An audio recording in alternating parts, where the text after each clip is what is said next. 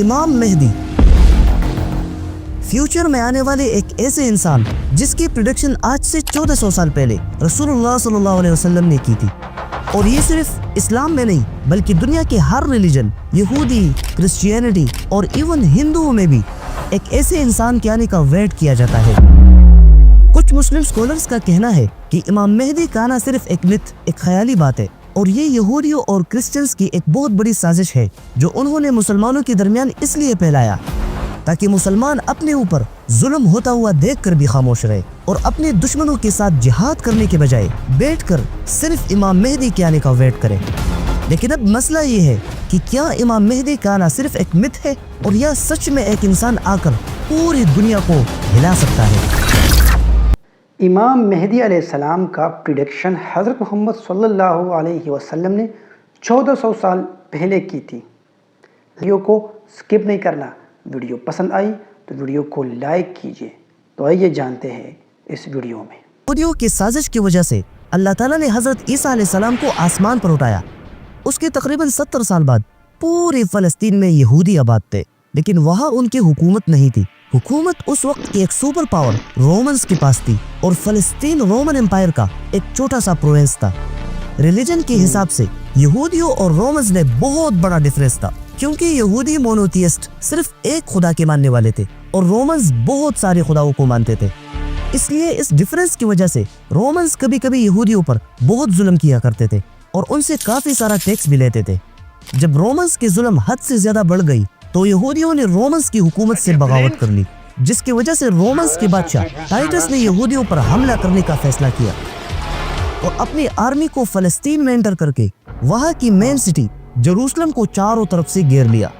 اور جروسلم میں آنے جانے کے سارے راستے بند کر دیے، اور اسی بند راستوں کی وجہ سے جروسلم سٹی میں کسی بھی قسم کی مدد، کھانا، پانی اور ضروریات کی چیزیں نہیں پہنچ سکتی تھی۔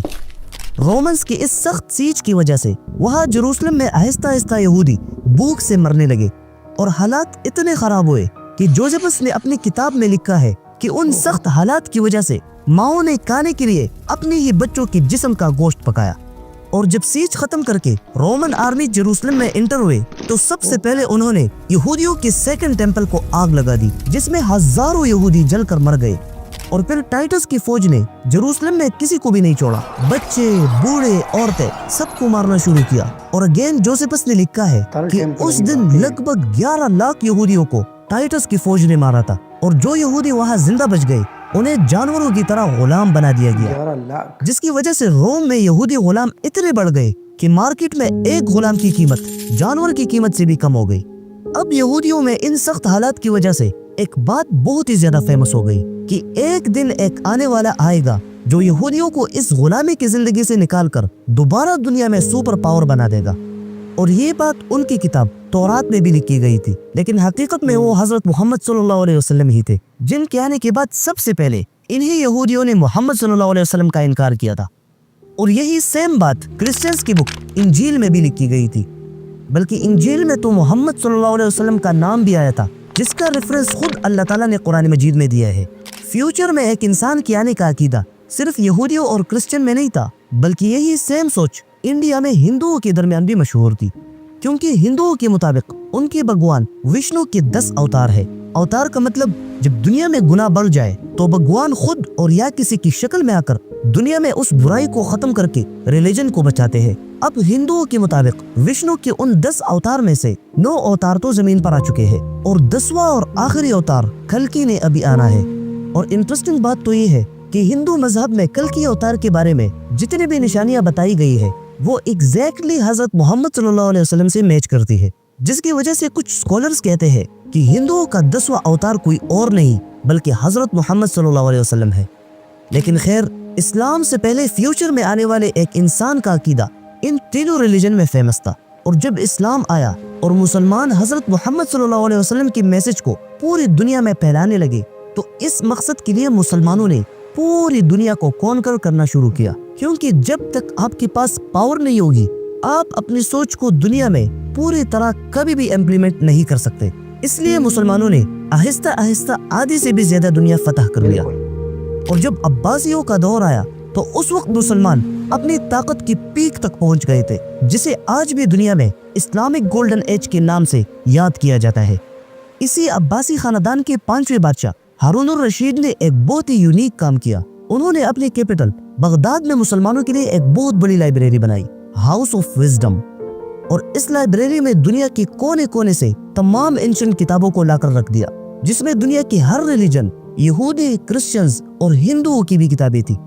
فار ایگزامپل، رومن امپائر کی کیپٹل استنبول سے عظیم فلسفرز جیسے ایرسٹوٹل، پلیٹو وغیرہ کی کتابیں لا کر اس لائبریری میں رکھ دی۔ پرشیا سے سائنس کے بکس اور انڈیا سے میتھمیٹکس اور ایسٹرونومی کے بکس لا کر اس لائبریری میں رکھ دیے گئے، اور پھر ان سارے بکس کو عربی میں ٹرانسلیٹ کرنے کے لیے ایک پراپر ٹیم بنا دی گئی، اور پھر ان ٹرانسلیٹرز کو اپنے ٹرانسلیٹڈ ورک کی وزن کے حساب سے گولڈ دیا جاتا تھا۔ اس ہاؤس آف وزڈم میں صرف مسلمان ہی نہیں بلکہ دنیا کے ہر ریلیجن کے لوگ آسانی سے آ سکتے تھے، جس کی وجہ سے مسلمانوں کی یہودیوں، عیسائیوں اور ہندوؤں کے ساتھ انٹریکشن کچھ زیادہ ہی ہوا۔ اب یہاں پر مین پوائنٹ کی طرف آتے ہیں۔ یہاں پر کچھ مسلم سکولرز کہتے ہیں کہ جب مسلمانوں کا نان مسلمز کے ساتھ انٹریکشن ہوا تو ان کے ریلیجنز میں سے کچھ باتیں آہستہ آہستہ سارے مسلمانوں کے درمیان پھیل گئی، جن میں سے ایک امام مہدی کا آنا بھی ہے۔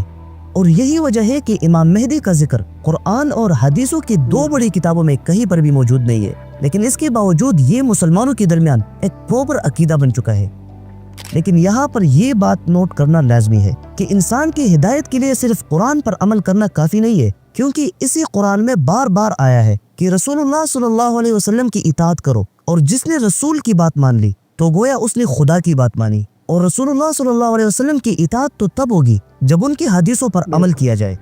اور اگر کوئی موجودہ حدیثوں پر ٹرسٹ نہیں کرتا تو پھر وہ یہ بھی ثابت نہیں کر سکتا کہ یہ جو قرآن آج ہم پڑھ رہے ہیں یہ اللہ کی طرف سے بھیجی گئی کتاب ہے۔ اب امام مہدی کا ذکر تو بخاری اور مسلم میں نہیں ہے، لیکن صحاح ستہ کی باقی 4 کتابوں میں امام مہدی کے حوالے سے الگ الگ چیپٹرز بنائے گئے ہیں کہ ایگزیکٹلی امام مہدی کون ہوگا، کب آئے گا اور کیسے پوری دنیا کو فتح کرے گا۔ ویڈیو اگر اچھی لگی ہو تو ویڈیو کو ضرور لائک کیجئے اور ہمارے چینل کو سبسکرائب کیجئے۔ اللہ حافظ۔